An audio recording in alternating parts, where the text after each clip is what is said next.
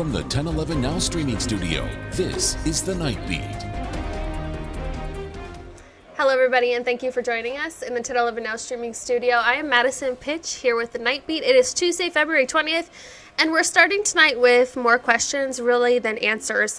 Around noon today, the Nebraska State Patrol told us they were helping investigate a double homicide at a bowling alley in Bloomfield. That's in Knox County in northeastern Nebraska.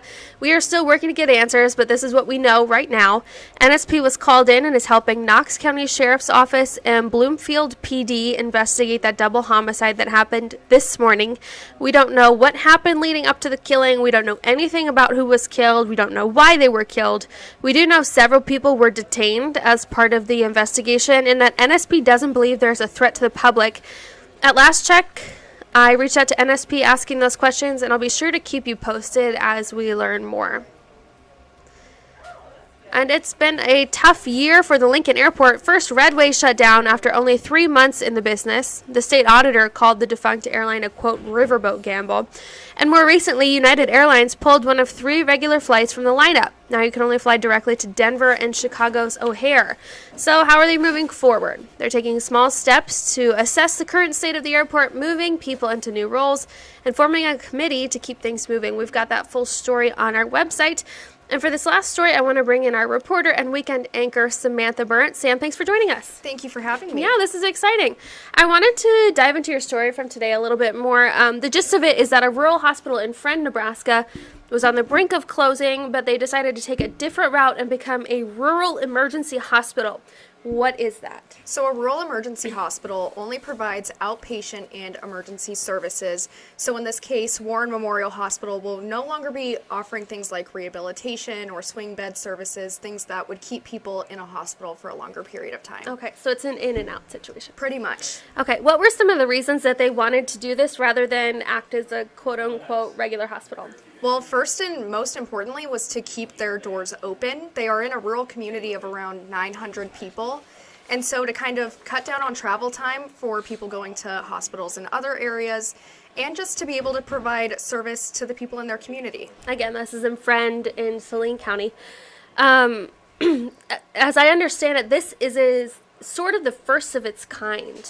Tell me about that. Yes, this is the first rural emergency hospital in Nebraska, and Nebraska was also the first state to pass a bill kind of allowing these things to happen at the state level.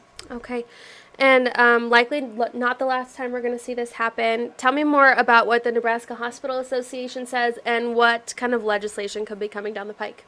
So the NHA told me that there's about 6 to 8 hospitals that are kind of looking into converting to a rural emergency hospital, but that kind of depends on the success of Friend and the Warren Memorial Hospital. Mm-hmm. And then there's also LB 1087, which would kind of increase the Medicaid reimbursement that hospitals get across the state. I thought you had a really powerful soundbite in your package today that ran at 5.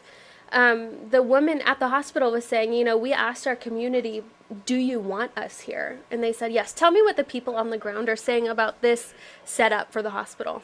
It was kind of, it was a choice between either kind of cutting the services that they have and knowing that they would be able to stay open as an REH, or kind of gambling with that and either keeping everything the same, but then maybe eventually having to close in the future. So it was really just kind of, one seemed a little bit better than the other. Yeah, staying open is probably better than closing. Yeah, and so that was the hard decision for them, and even though they aren't going to be offering all the services they previously had, they're still open and still available for the community, especially those in an emergency situation. Mm-hmm.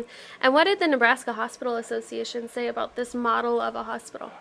It's helping keep rural community hospitals open. A lot of them are struggling, especially since the pandemic, and a lot of them are having a hard time making ends meet. So this is a way to kind of get their heads above water and just keep them in the communities that need them. Yeah, because otherwise it would be a really long drive for people in rural communities. These smaller hospitals, rural hospitals, kind of provide a place for people to go rather than having to go to a bigger city. Yeah, it's kind of the midpoint. Yeah. All right, Sam, thank you so much. And thanks for joining us. We've got much more news, weather, and sports tonight at 10 and all night long on 1011now.com. Right now, a look at your 7-day forecast.